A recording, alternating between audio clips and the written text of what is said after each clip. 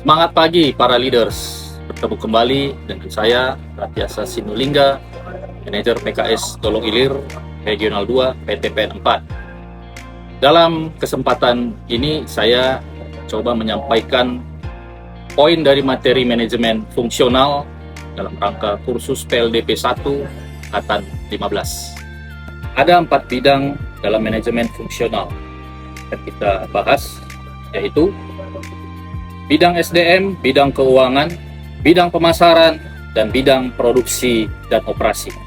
Kita akan menelaah satu persatu bidang tersebut. Yang pertamanya yakni bidang SDM. Ada 4 strategi korporat utama berisi 4 strategi korporat yang dapat diterapkan oleh korporat terhadap masing-masing portofolio bisnis yang dimiliki, yakni growth. Perusahaan memutuskan untuk membangun dan mengembangkan portofolio dengan melakukan intensifikasi ataupun diversifikasi usaha. Stability, ketika perusahaan memutuskan untuk mempertahankan bisnis, tidak membesarkan dan tidak menciutkan.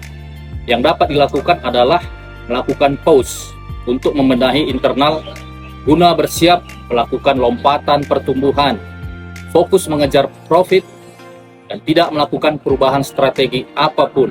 Strategi yang sama, produk dan pasar sama. Berikutnya, retrenchment. Ketika perusahaan hendak menciutkan skala bisnis, bahkan menutup suatu bisnis, dapat dilakukan dengan menarik investasi yang telah dimasukkan dalam suatu bisnis. Turnaround ataupun putar balik adalah upaya penyelamatan yang digunakan untuk merubah bisnis yang sakit menjadi sehat kembali. Combination, strategi dengan tema menjalin kerjasama dengan pihak lain, membangun daya saing bisnis, dapat dilakukan dengan strategi alliance, joint venture, ataupun konsorsium.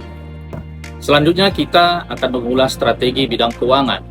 Tujuan fungsional keuangan adalah memaksimalkan nilai perusahaan berupa jangka pendek untuk memaksimalkan keuntungan, jangka panjang untuk memaksimalkan nilai saham atau kepuasan pemegang saham, melancarkan operasional perusahaan, jaga kontinuitas bisnis yang terdiri dari memperoleh dana, mengelola dana, mengalokasikan dana dengan tujuan memberikan profit dan kelangsungan usaha suatu organisasi atau perusahaan.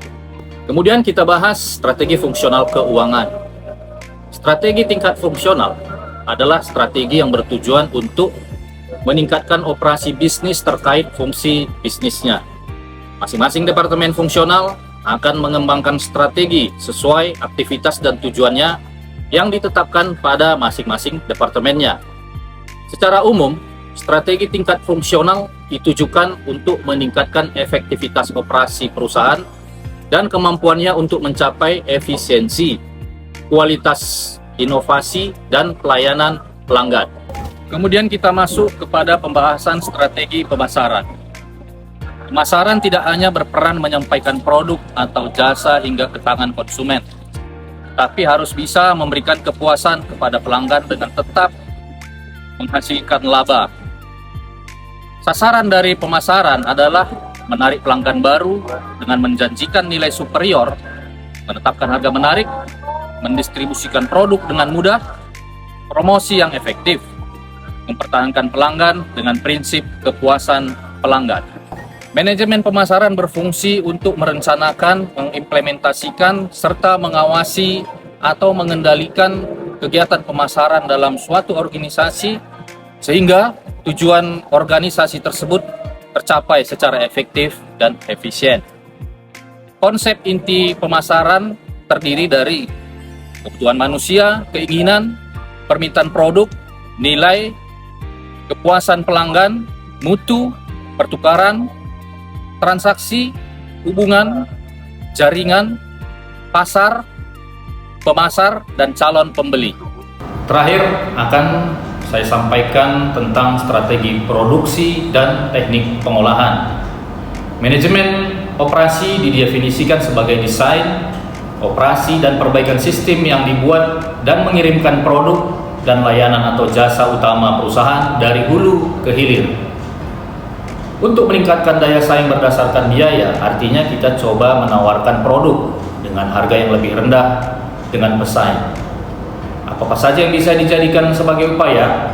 Misalnya, produk dengan volume yang besar, investasi pada sistem otomasi untuk mereduksi unit cost. Jika memungkinkan, digunakan tenaga kerja dengan skill yang lebih rendah untuk menekan biaya tenaga kerja. Efisiensi di proses olah, biaya olah, dan efisiensi energi. Low cost tidak berarti low quality. Demikian yang bisa saya sampaikan. Semoga video ini bisa menjadi pencerahan bagi kita semua. Salam profit, terima kasih.